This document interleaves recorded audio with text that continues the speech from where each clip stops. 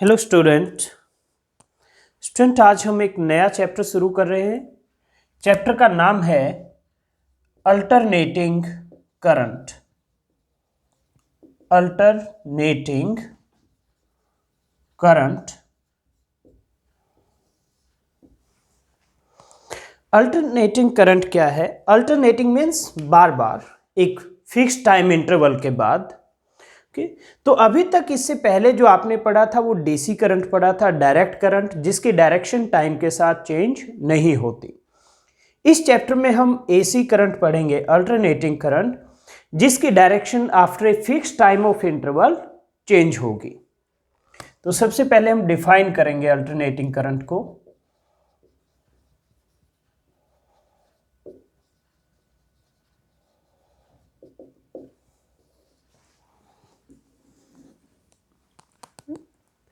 A current which changes its direction alternatively is called alternating current. A current which changes its direction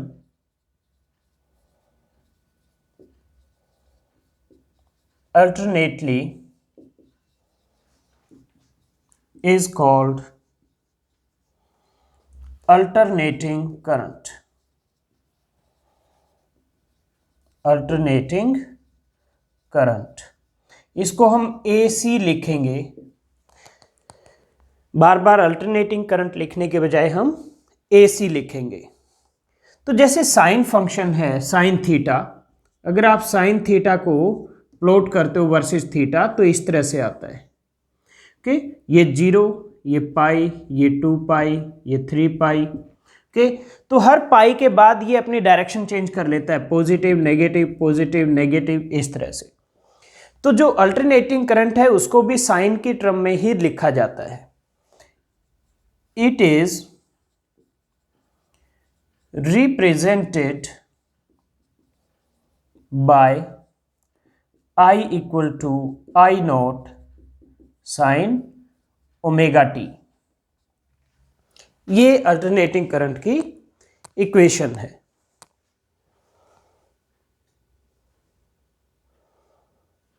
अब आप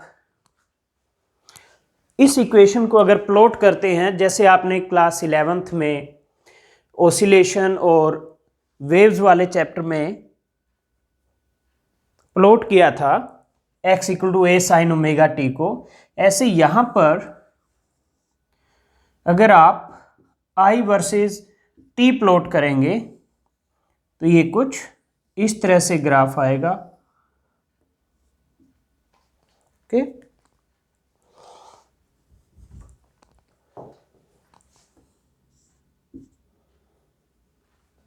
ये 0, ये t/2, ये t, ये 3t/2। यह t क्या है? t है टाइम पीरियड।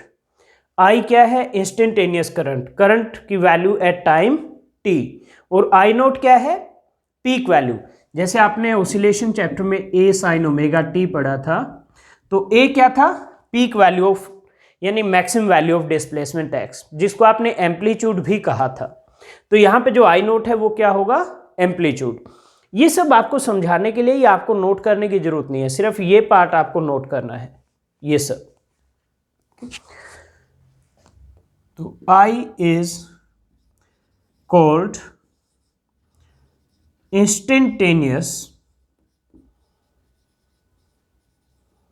करंट। ये पॉजिटिव है, फिर नेगेटिव, पॉजिटिव नेगेटिव, इस तरह से ये आपका अल्टरनेटिंग करंट है। एंड जो आई नोट है दैट इज मैक्सिमम और पीक वैल्यू और amplitude of current. I note is maximum और पीक वैल्यू और एम्पलीट्यूड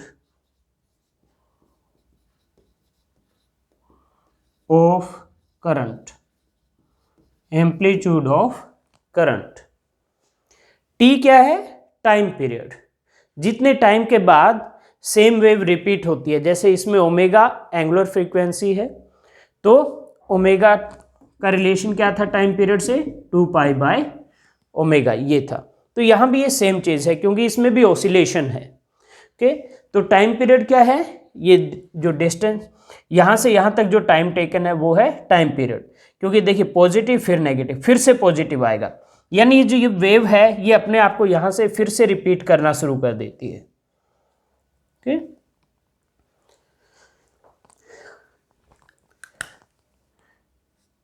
जैसे यहाँ से ये जो टाइम का डिफरेंस है ये भी क्या होगा?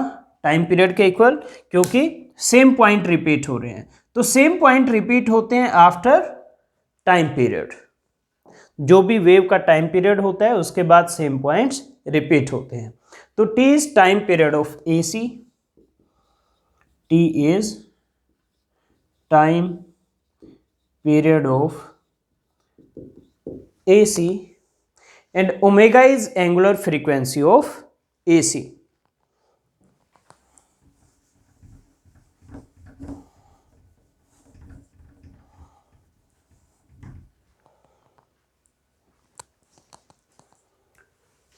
Omega is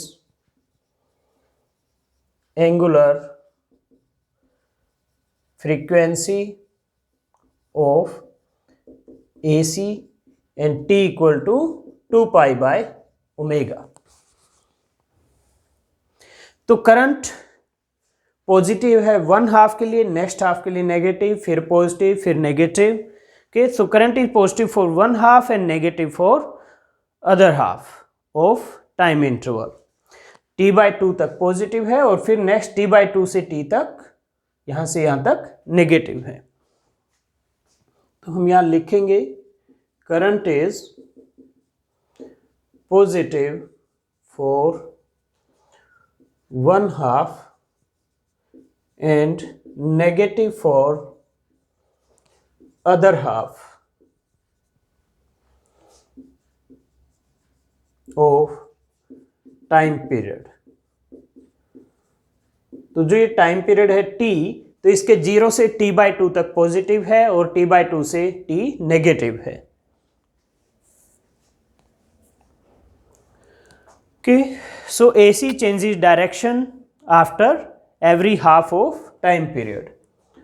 So AC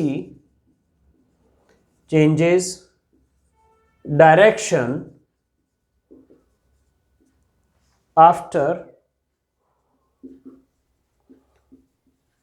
every half of time period. तो T/2 के बाद डायरेक्शन चेंज हो जाती है।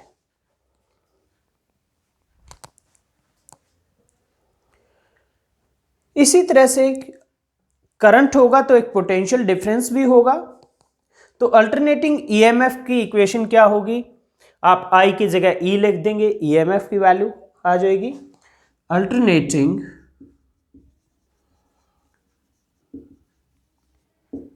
EMF is given by E equal to E0 sin omega T.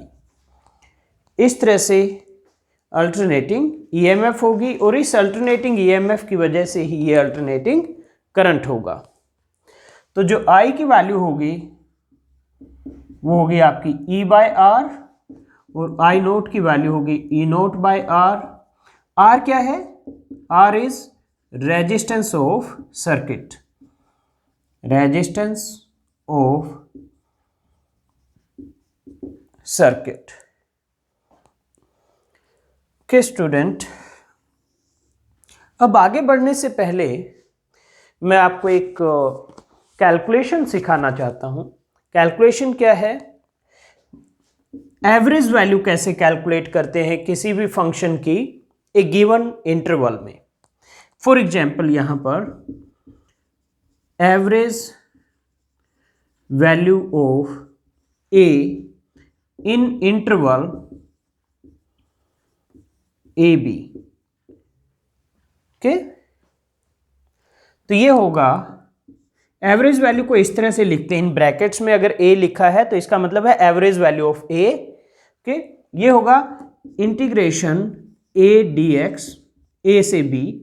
हमने यहां पर ये माना है कि जो ए है वो एक्स का फंक्शन है, a will be some function of x, like for example a equal to 2x + 3, a equal to 5x² - 4x + 7। इस तरह से कोई x का फंक्शन है a और x की लिमिट है जो ये इंटरवल दिया हुआ है a से b। ओके, तो डिवाइड बाय इंटीग्रेशन a से b dx, ये फॉर्मूला होता है एवरेज कैलकुलेट करने के लिए। और ये जो इंटीग्रेशन a से b dx है, ये क्या आएगा, इंटीग्रेशन dx आएगा x लिमिट a से b, तो ये आ जाएगा b - a। तो ये वैल्यू मैं यहां रख देता हूं, ये होगा 1/b - a इंटीग्रेशन a से b a dx। तो स्टूडेंट, ये फॉर्मूला है किसी भी फंक्शन का किसी गिवन इंटरवल में एवरेज निकालने के लिए। ओके, ये जो डिनोमिनेटर था ये मैंने यहां कैलकुलेट कर दिया अलग से, इसकी वैल्यू b - a है।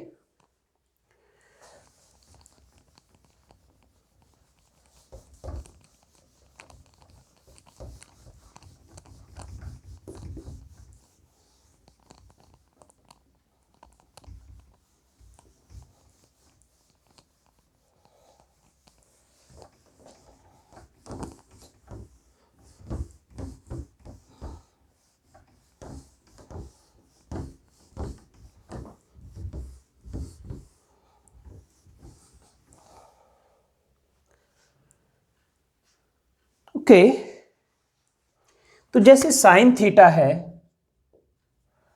साइन थीटा का अगर मैं ग्राफ प्लॉट करता हूं तो ये कंप्लीट साइकिल होगा, 0 पाई 2 पाई, ये पॉजिटिव ये negative, sine theta versus theta.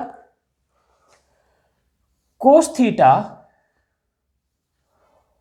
Versus theta अगर आप प्लॉट करोगे तो इसका जो ग्राफ आएगा वो कुछ इस तरह से आएगा, ये 0 π/2 पाई, यहां पर 3π/2 और ये 2 पाई। तो पॉजिटिव नेगेटिव पॉजिटिव, तो इसमें जितना पॉजिटिव है उतना ही नेगेटिव है एक कंप्लीट साइकिल में। कंप्लीट साइकिल क्या होगा, 0 से 2 पाई तक। ऐसे ही कोस थीटा में भी जितना पॉजिटिव है ऊपर वाले दोनों को मिलाकर उतना ही नीचे नेगेटिव है। तो यानी जो साइन थीटा का एवरेज होगा ओवर ए कंप्लीट साइकिल वो 0 होगा, क्योंकि जितना पॉजिटिव है उतना ही नेगेटिव। और कोस थीटा का भी जो एवरेज होगा ओवर ए कंप्लीट साइकिल वो 0 होगा, क्योंकि ऊपर जितना पॉजिटिव है टोटल एक साइकिल में उतना ही टोटल नीचे नेगेटिव है। इसको हम कैलकुलेट करते हैं, मैं आपको प्रूव करके दिखाता हूं इनमें से कोई भी एक कि हाँ ये 0 आएगा। मान लीजिए मैं आपको कोस थीटा का करके दिखाता हूं, तो कोस थीटा का ओवर ए कंप्लीट साइकिल क्या होगा, 0 से 2 पाई कोस थीटा डी थीटा, ये वाला formula. Okay, divide by integration 0 से 2 पाई डी थीटा। तो ये तो क्या आ जाता है, 1/b - a, यानी 1 ये क्या होगा इंटीग्रेशन थीटा 0 से 2 पाई, और ऊपर क्या होगा, कोस थीटा का इंटीग्रेशन क्या होता है, साइन थीटा होता है। तो मैं वैल्यू रख देता हूं, साइन थीटा हो गया, और लिमिट है ऊपर 0 से 2 पाई। ओके, तो नीचे हो गया ये 2 पाई - 0 और ऊपर sine 2 pi minus sine 0। Sine 2 pi 0 होता है, साइन 0 भी 0 होता है, डिवाइड बाय 2 पाई, तो ये क्या आ गया 0। तो average of cos theta over a complete cycle is 0। Next, इसी तरह से एवरेज ऑफ साइन थीटा अगर आपको निकालना है तो ये होगा इंटीग्रेशन 0 से 2 pi sine theta D theta by integration 0 से 2 पाई डी थीटा। आप ये नहीं लिखें तो डायरेक्टली ये भी लिख सकते हैं 2 पाई - 0, क्योंकि लिमिट क्या है 0 से 2 पाई। तो ये हो गया 1/2 पाई - 0, और साइन थीटा का इंटीग्रेशन होता है माइनस कोस थीटा, लिमिट 0 से 2 पाई, ऊपर वाला इंटीग्रेशन ये हो गया। तो ये मैं माइनस साइन बाहर ले लेता हूं, -1/2 पाई हो गया ये। और कोस थीटा में लिमिट रख दो, कोस 2 पाई माइनस कोस 0, तो ये होगा -1/2 पाई, कोस 2 पाई 1, कोस 0 भी 1, तो ये 0 आ गया। तो एवरेज ऑफ साइन थीटा भी ओवर ए कंप्लीट साइकिल क्या है, 0 है। ओके, वेल आपका जो है ओमेगा होता है theta by T, angular frequency theta by T, तो थीटा इज ओमेगा टी। तो यहाँ पे साइन थीटा की बजाय साइन ओमेगा टी लिखा होता तो ये भी क्या आएगा, 0 आएगा आपका। ओके, तब आपका इंटीग्रेशन क्या होगा, अब लिमिट क्या होगी, टाइम की टर्म में होगी, थीटा की टर्म में नहीं। तो ये टाइम की टर्म में over a complete cycle time period क्या है, टी है, तो लिमिट 0 से T sign omega T D T divide by integration 0 से टी डी टी। और इसको भी आप सॉल्व करोगे तो क्या आएगा, ये 0 ही आएगा। ओके, जो आपका ये t है कैपिटल T, ये क्या है 2 पाई बाय ओमेगा। ओके,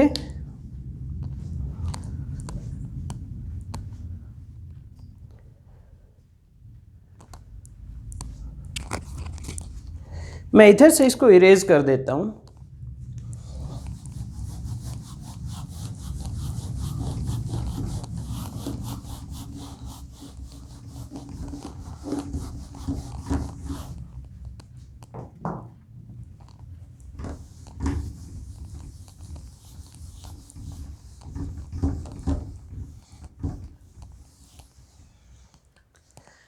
जैसे मैं ये इंटीग्रेशन सॉल्व करके दिखाता हूं, चलिए हम इसको यहाँ से सॉल्व ही कर देते हैं सो दैट आपको कोई कन्फ्यूज़न ना हो।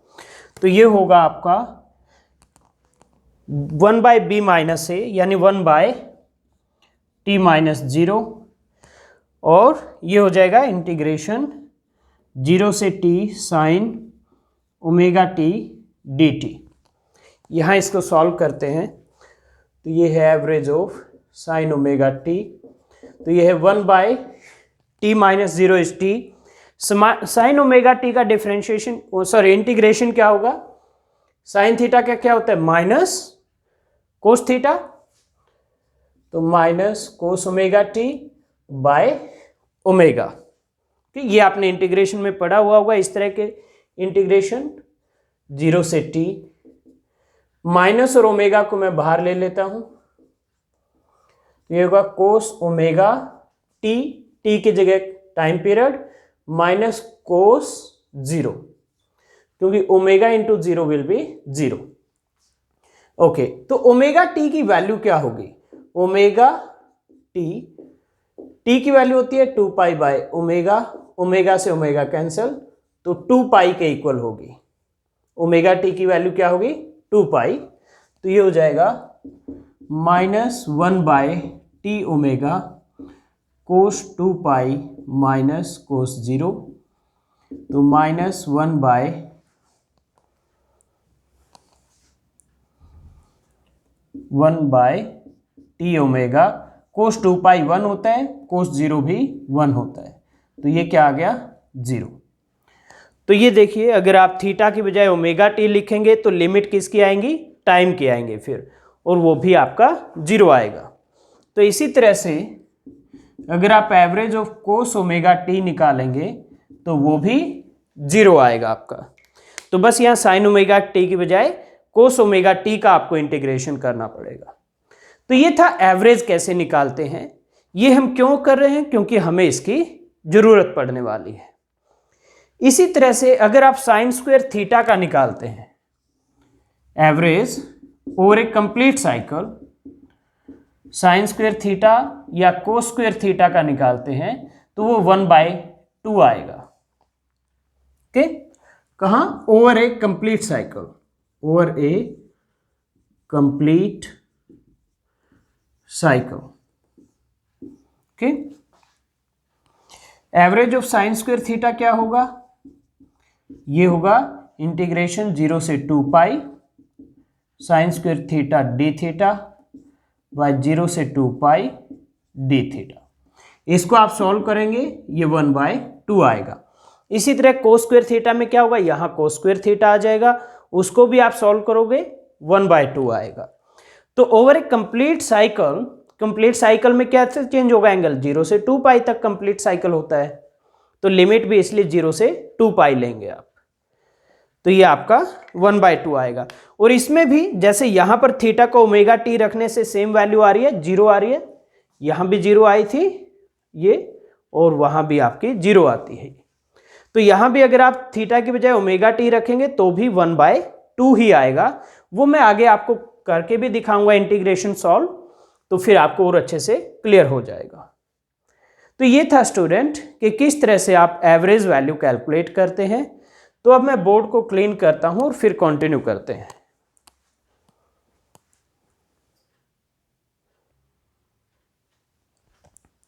स्टूडेंट हमारा नेक्स्ट टॉपिक है मीन और average value of AC.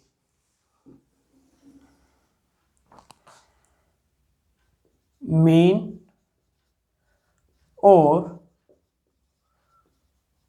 Average value of AC. आपके पास अल्टरनेटिंग करंट की इक्वेशन है I = I0 sin omega T.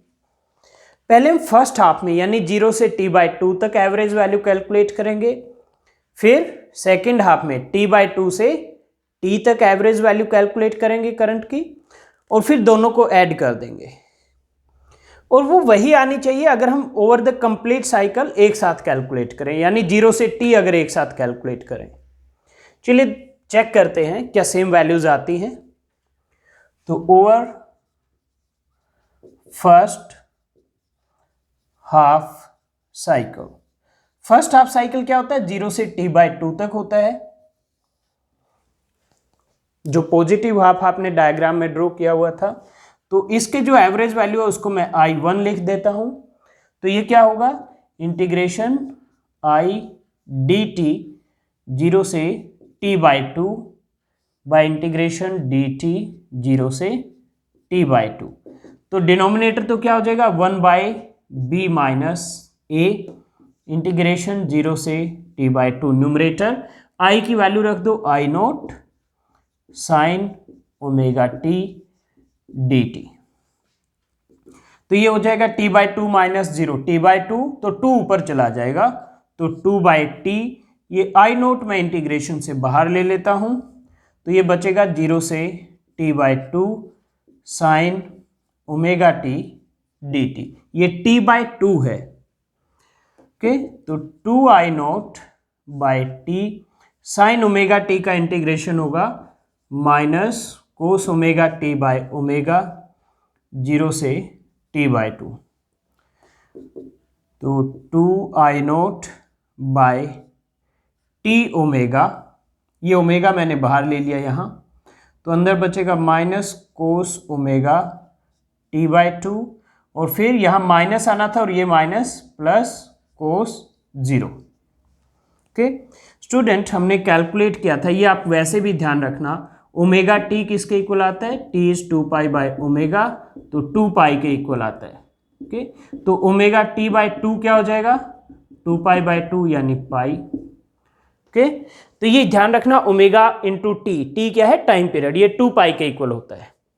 तो ये ओमेगा t/2 क्या आएगा, पाई। तो ये आएगा 2I0/t की वैल्यू रख दो 2π/ओमेगा इंटू ये ओमेगा, और माइनस कोस पाई, ओमेगा t/2 क्या है, पाई, प्लस कोस 0। तो ये आपका आ जाएगा, ओमेगा से ओमेगा कैंसल, 2 से 2 कैंसल, तो I0/पाई माइनस कोस पाई होता है -1 प्लस कोस 0 1 होता है, तो ये आ गया आपका 2I0/पाई। ये आ गया average over the first half cycle. Let ये इक्वेशन नंबर 2 है। इसी तरह से सेकेंड हाफ में हम कैलकुलेट करेंगे ओवर सेकेंड हाफ साइकिल यानी t/2 से t।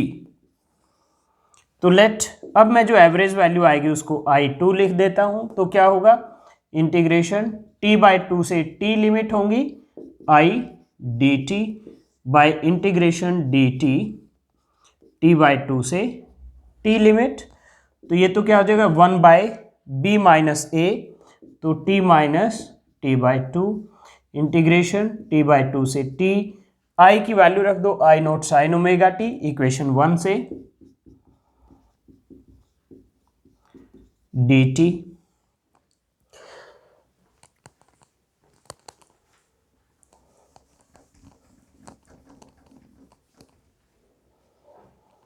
तो ये हो जाएगा t माइनस t/2 क्या होगा, t/2 इंटीग्रेशन t/2 से t। I नोट को मैं बाहर ले लेता हूं, तो ये I नोट हो गया बाहर, साइन ओमेगा t dt। तो ये 2 ऊपर चला जाएगा, 2I naught by t sine omega t का इंटीग्रेशन आएगा minus cos omega t by omega t/2 से t। तो 2I naught by t omega minus cos omega t, और माइनस माइनस यहाँ प्लस हो जाएगा कोस ओमेगा t/2। यहाँ t की जगह t/2 रखा है और यहाँ t की जगह t रख दिया। वेल अभी अभी मैंने आपको यहाँ जो लिखा हुआ इरेज किया है, ओमेगा t किसके इक्वल होता है, 2 के इक्वल होता है।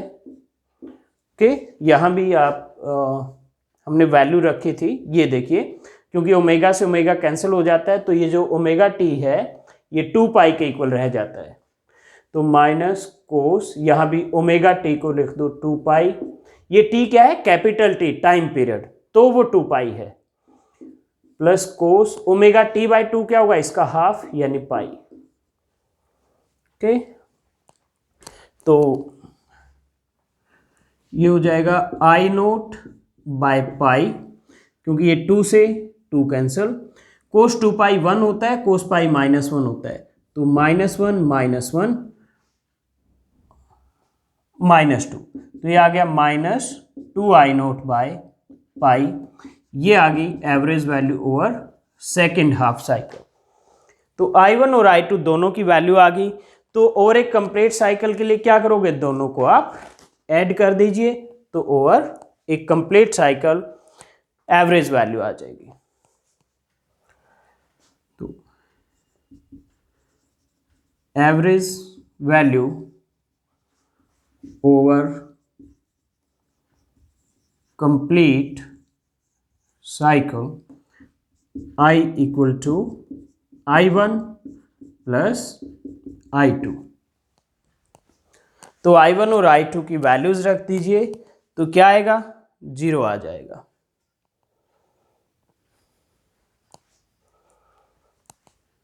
ओके, I1 की वैल्यू है 2I naught by pi, I2 की वैल्यू है -2I नोट बाय पाई, तो दोनों को अगर ऐड कर दोगे तो क्या आएगा, 0 आएगा। ओके, तो एवरेज वैल्यू हमने एक्सपेक्ट किया था, क्योंकि जितना पॉजिटिव है एक साइकिल में उतना ही नेगेटिव है, तो वो 0 आना चाहिए, और वो 0 आ रहा है। दूसरा, अगर हम डायरेक्टली 0 से t कैलकुलेट करते हैं, आपके पास इक्वेशन है I equal to I naught sine omega t। तो अगर और एक कंप्लीट साइकिल डायरेक्टली कैलकुलेट करते 0 से t dt, हमने यहाँ तो क्या किया, 0 से t/2 और फिर t/2 से t, I dt इंटीग्रेशन 0 से t dt।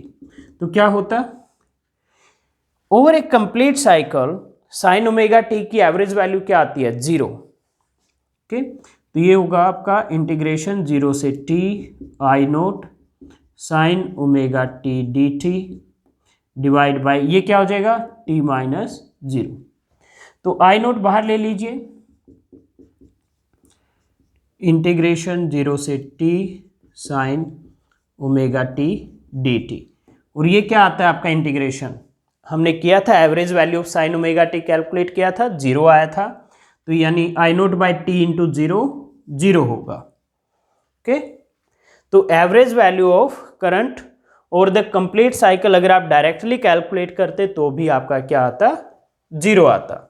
ये इंटीग्रेशन हमने अभी थोड़ी देर पहले जब sine theta sine omega T का और एक complete cycle average value calculate किया था तो ये 0 आया था। ओके, तो स्टूडेंट ये था मीन और average value of alternating current. इसी तरह से अल्टरनेटिंग ईएमएफ का भी निकाल सकते हो। उसमें क्या होगा, बस I equal to I naught sine omega t की बजाय आप क्या लिखोगे, E equal to E naught sine omega t.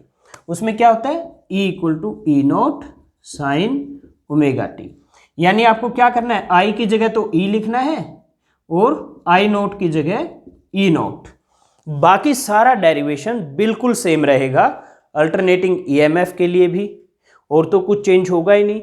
ये value 2 E note by pi आएगी, ये value -2 E note by pi आएगी क्योंकि आई नोट की जगह ई नोट आएगा। एवरेज वैल्यू ऐसे ही 0 आएगी, तो सेम आएगा। ठीक है, तो मैं बोर्ड को क्लीन करता हूं और फिर अल्टरनेटिंग ईएमएफ के लिए लिखते हैं।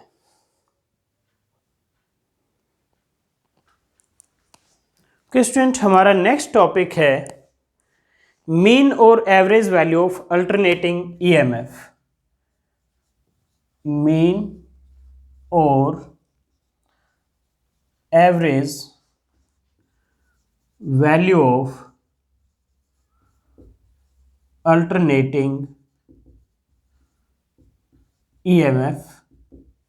जैसे आपने करंट के लिए कैलकुलेट किया था वैसे ही ईएमएफ के लिए होगा। इक्वेशन है E equal to E naught sine omega T, तो बस I की जगह E है और आई नोट की जगह ई नोट। तो आपने जितना भी इंटीग्रेशन सॉल्व किया था एवरेज कैलकुलेट करने के लिए, उसमें क्या करना है, I की जगह E लिखो और आई नोट की जगह ई नोट, बाकी सब कुछ सेम रहेगा। तो over first half cycle, first half cycle होगा 0 से t/2, तो मैं उसको एवरेज को E1 लिख देता हूं, तो ये होगा 0 से t/2 e dt by integration 0 से t/2 dt। ओके, और E की मैं वैल्यू रख दूंगा, ये क्या होगी, E naught sine omega t dt, और ये क्या होगा 1/b माइनस ए, t/2 माइनस 0। ओके, वेल, और अब इसको आप सॉल्व करेंगे जैसे आपने कैलकुलेट किया था करंट के लिए, सेम ऐसा ही इंटीग्रेशन था बिल्कुल। बस क्या था, ई नोट की जगह यहाँ आई नोट था, बाकी सब कुछ सेम था। तो ये क्या आया था आपका, ये वैल्यू आई थी 2 आई नोट बाई पाई, तो ये क्या आ जाएगा, आई नोट की जगह यहाँ ई नोट आ जाएगा, तो 2 ई नोट बाय पाई। इसी तरह से ओवर सेकेंड हाफ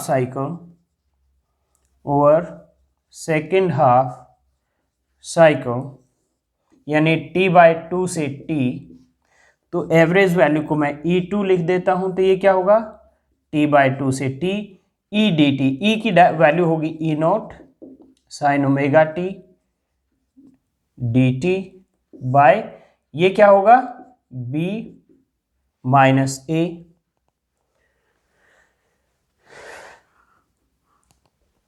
वो होगा t/2 से t, तो t माइनस t/2, और इसको भी आप सॉल्व करोगे तो फिर ये क्या आएगा -2 ई नोट बाय पाई, जैसे करंट के केस में -2 आई नोट बाय पाई था।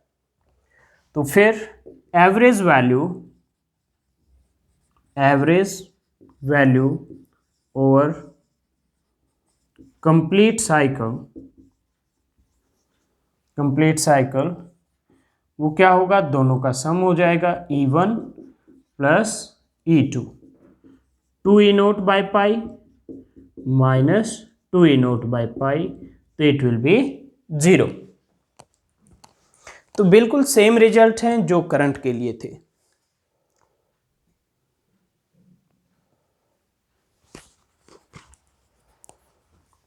ओके, अगर आप डायरेक्टली कैलकुलेट करते, जैसे करंट के केस में था, आपके पास इक्वेशन है E equal to E naught sine omega T, तो एवरेज वैल्यू ऑफ E क्या होगा, E naught average of sine omega T, क्योंकि ई नॉट तो क्या है, एम्पलीट्यूड, ये तो फिक्स वैल्यू होगी, जो भी वैल्यू होगी कांस्टेंट होगा, तो कांस्टेंट का एवरेज चेंज नहीं होता, वही कांस्टेंट के इक्वल होता है हमेशा।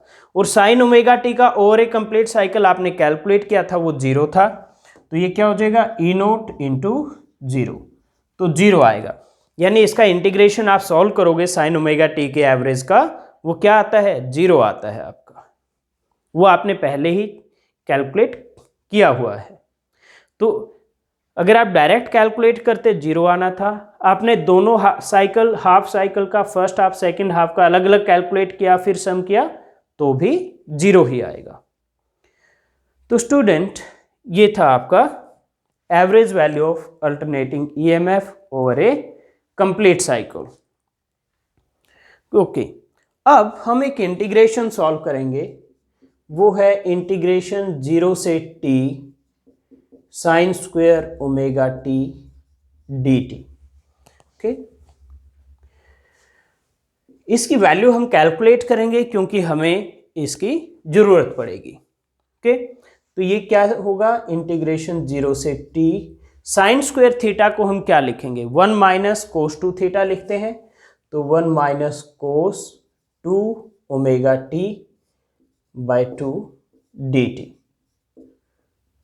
ये हो जाएगा। तो ये होगा इंटीग्रेशन 0 से t 1 बाई 2 dt, मैं ब्रैकेट को ओपन कर देता हूँ, माइनस 1 बाई 2 इंटीग्रेशन 0 से t कोस 2 ओमेगा टी dt। तो ये क्या आ जाएगा, ये आ जाएगा आपका 1 बाई 2 और dt का इंटीग्रेशन t लिमिट 0 से t minus 1 by 2 cos 2 omega T. Cos theta का इंटीग्रेशन क्या होता है, साइन थीटा होता है कोस थीटा का इंटीग्रेशन, तो ये हो जाएगा sine 2 omega t by 2 omega 0 से t, तो 1 बाई 2, ये आ गया t minus 0 minus 1 by 2 into ये 2 ओमेगा मल्टीप्लाई कर दिया तो 4 ओमेगा, और इसमें वैल्यू रख देता हूं मैं पहले t की जगह कैपिटल T और फिर 0, sine 2 omega t minus sine 0, तो पहली टर्म आ गई t by 2 minus 1 by 4 omega. मैंने आपको बताया था ओमेगा t की वैल्यू क्या आती है, 2 पाई, तो 2 ओमेगा t की वैल्यू क्या आएगी, 4 पाई आ जाएगा, तो साइन 4 पाई, ओमेगा टी आपका 2 पाई है, तो यहाँ क्या है 2 ओमेगा टी, तो 2 ओमेगा टी क्या होगा, इसका डबल हो जाएगा 4 पाई माइनस साइन 0, तो ये आ जाएगा आपका t by 2 minus 1 by 4 omega, sine 4 pi 0 होता है और साइन 0 भी 0 होता है, तो ये वैल्यू आ गई t बाई 2।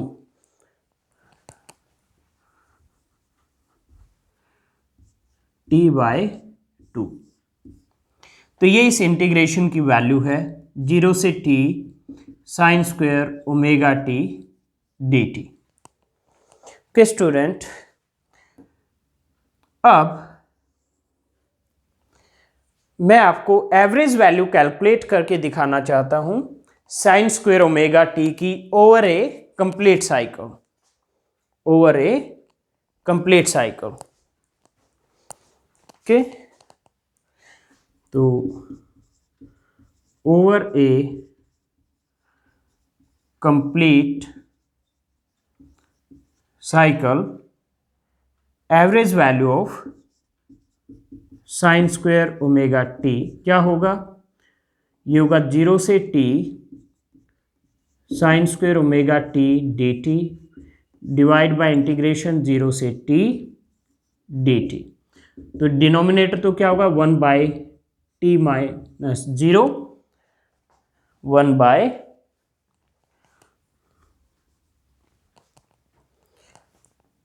t माइनस 0, और ये 0 से t sine square omega t dt, तो ये हो गया 1/t, और ये जो इंटीग्रेशन है इसकी वैल्यू क्या है, t/2, तो इंटू t/2, t से t कैंसिल हो जाएगा तो ये आएगा 1/2। तो मैंने आपको बताया था average of sine square theta और एक कंप्लीट साइकिल 1/2 आती है, तो वो इस तरह से आती है। ओके, इसी तरह से अगर आप कोस स्क्वायर ओमेगा टी की वैल्यू निकालेंगे और एक कंप्लीट साइकिल, वो भी 1/2 आएगी। ओके, तो स्टूडेंट ये था कि एवरेज वैल्यूज कैसे कैलकुलेट करते हैं। अब मैं बोर्ड को क्लीन करता हूं और नेक्स्ट टॉपिक शुरू करते हैं। ओके स्टूडेंट, अब हम कैलकुलेट करेंगे root mean square value of alternating current. Root mean square, जिसको हम RMS बोलेंगे,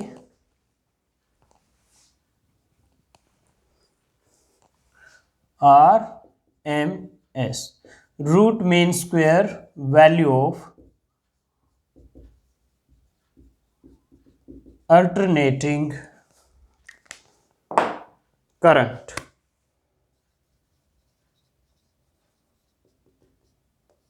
ठीक, तो रूट मीन स्क्वायर वैल्यू क्या होगी, RMS value of AC is IRMS equal to root mean square. इसको उल्टा पढ़िए आप, पहले स्क्वायर, उसका मीन यानी एवरेज वैल्यू, और उसका अंडर रूट, तो ये होगी root mean square value. Well, we have I equal to I naught sine omega T, तो I स्क्वायर क्या होगा आपका, I स्क्वायर हो जाएगा I naught square sine square omega t. Let ये इक्वेशन 3 है।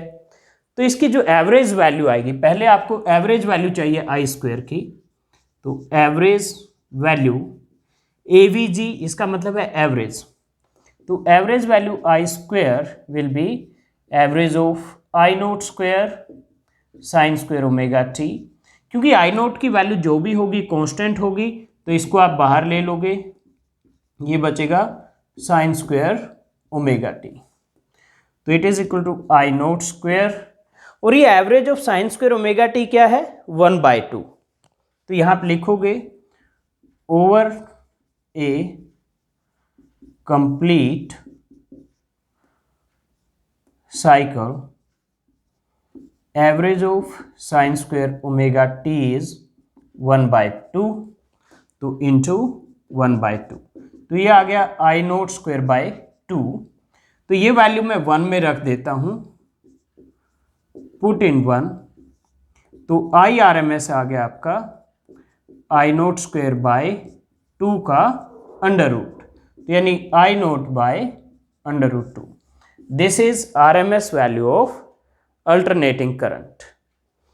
अब स्टूडेंट, हो सकता है आपके टीचर कहें कि नहीं, ये एवरेज वैल्यू आपको पूरी करके दिखानी है यहाँ सॉल्व, तो क्या करना है, ये वाली जो एवरेज वैल्यू का एक्सप्रेशन है ये करके दिखाना है, ये यहाँ तक ये स्टेप आएगा, फिर ये इंटीग्रेशन जो है, ये इंटीग्रेशन ये वाला पूरा यहाँ पर करके दिखाओगे आप सारा। ओके, तो यहाँ से आप ये सारा सॉल्व करके दिखाना पड़ेगा, फिर ये फाइनली वैल्यू आएगी। ओके, तो अगर आपके टीचर कहते हैं कि डायरेक्ट नहीं लिखना है, आपको ये निकाल कर दिखाना है, इसको सॉल्व करके दिखाना है इसका इंटीग्रेशन, तो ये इंटीग्रेशन है, ये ऐसे लिखोगे, फिर ऐसे, और फिर ये जो इंटीग्रेशन है इसको यहाँ से सारा का सारा लिखोगे आप यहाँ पे। ओके, तो ये 1/t इंटू फाइनली t/2 आएगा और आपका 1/2 आ जाएगा, तो यही आंसर आएगा फिर सेम। ओके, तो ये ध्यान रखना, आपके टीचर अगर एक्सपेक्ट करते हैं तो इसको आपको यहाँ से सॉल्व करके दिखाना है।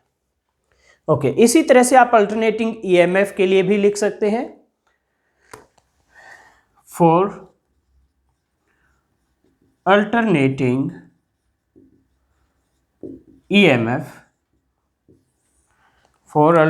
EMF, उसके लिए इक्वेशन होगी E equal to E naught sine omega T,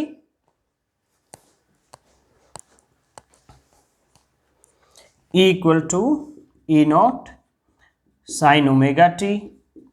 तो ई स्क्वायर क्या होगा, E naught square sine square omega T. तो एवरेज ऑफ ई स्क्वायर क्या आएगा, E naught square average of sine square omega T. तो E naught square, यानी जैसे ऐसे लिखा है आपने कि RMS value of alternating EMF ये होगा, ये सब ऐसे ही आप लिखोगे। और ये average of sine square omega T है आपका 1/2, तो ये आएगा E naught square by 2। Okay, तो फिर ई आर एम एस क्या है, ये होगा एवरेज ऑफ ई स्क्वायर का अंडर रूट, जैसे यहाँ पे एवरेज ऑफ आई स्क्वायर का अंडर रूट है, तो ये होगा average of E naught square by 2, तो E not bye under root 2। तो सेम इसी तरीके से जैसे करंट के लिए है वैसे ही यहाँ पर है। तो इसमें भी आप यहाँ पे लिखोगे साइड में, यानी आपको क्या करना है, एग्जाम में लिखना है तो प्रॉपर ऐसे ही लिखना है, इक्वेशंस लिख के इक्वेशन 1 2 ओके, और फिर ये वैल्यू यहाँ पे लिखोगे आप, over a complete cycle average of sine square omega t is 1/2 यहाँ पे साइड में जैसे इसमें लिखा था, और ये वैल्यू रखोगे। ओके, तो मैंने स्टेप्स आपको बता दिए कि इस तरह से होगा। स्टूडेंट ये बहुत ही टिपिकल चैप्टर है, बहुत मुश्किल से स्टूडेंट को कॉन्फिडेंस आता है इस चैप्टर में, तो आप बहुत सीरियसली कीजिए इस चैप्टर को। लिखकर अगर प्रैक्टिस नहीं करेंगे तो आपको कॉन्फिडेंस बिल्कुल नहीं आएगा इस चैप्टर में, तो अच्छे से लिखकर प्रैक्टिस कीजिए डेरिवेशंस को, तभी आपको अच्छे से समझ आएगा। कि अब मैं ये इधर का पार्ट इरेज कर देता हूं।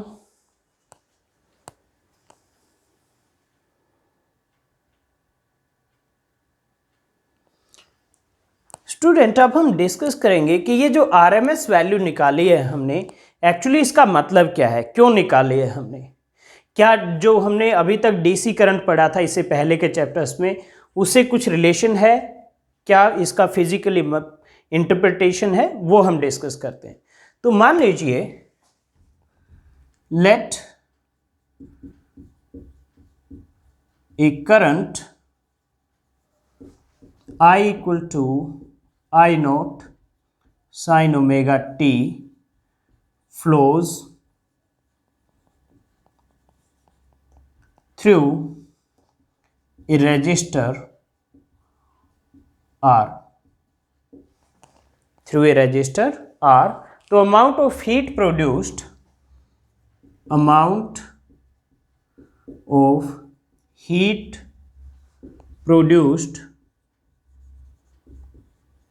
over a complete cycle, over a complete cycle क्या होगा, ये होगा integration I square are D T, time की लिमिट कंप्लीट साइकिल के लिए 0 से t, आई की वैल्यू रख दो I naught sine omega T, I naught square sine square omega T R D T, ये हो जाएगा।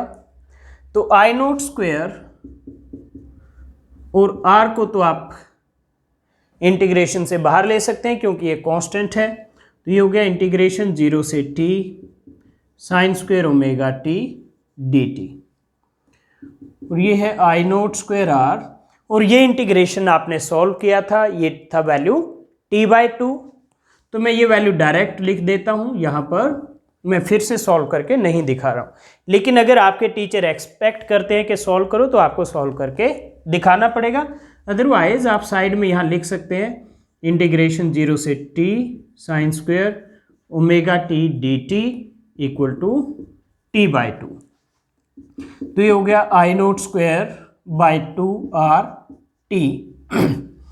तो आई नोट स्क्वेयर बाई 2 क्या है, ये हो जाएगा I R M S square, क्योंकि I naught by under root 2 I R M S है, तो दोनों तरफ स्क्वेयर करो, तो इधर क्या आएगा आई नोट स्क्वेयर बाय 2, इधर आएगा I R M S square, तो it is I R M S square R T. तो ये इक्वेशन आ जाती है। स्टूडेंट हमने जब पढ़ा था डीसी के लिए तो H equal to I square R T थी इक्वेशन, टी टाइम पीरियड था, जितने भी टाइम के लिए करंट फ्लो कर रहा है, यहाँ पे टाइम एक पूरे साइकिल है, तो यानी इतने एक कंप्लीट साइकिल के लिए करंट फ्लो कर रहा है यहाँ पर, तो उसमें क्या थी value I square R T, तो यानी ये क्या है, ये डीसी इक्विवेलेंट वैल्यू को रिप्रेजेंट करता है, ये डीसी इक्विवेलेंट वैल्यू को रिप्रेजेंट करता है, आरएमएस वैल्यू। तो हम यहाँ लिखेंगे, so if you supply a DC current, so if we supply a DC current equal to IRMS, DC current की वैल्यू किसके इक्वल होनी चाहिए, आरएमएस वैल्यू ऑफ एसी के equal, it will produce same amount of heat, it will produce same amount of heat as produced by AC in same time interval, as produced by AC। AC की equation क्या है, I equal to I naught sine omega t, as produced by AC in same time interval। तो यानी RMS value of AC क्या है, it is DC equivalent of AC. तो student ये था आरएमएस वैल्यू और उसका फिजिकल इंटरप्रिटेशन, और इसके साथ ही हमारा ये टॉपिक कंप्लीट हो गया है। आज की क्लास हम यहीं पर एंड करते हैं, नेक्स्ट क्लास में इसी चैप्टर को कंटिन्यू करते हैं। तो नेक्स्ट क्लास में आपसे मिलते हैं।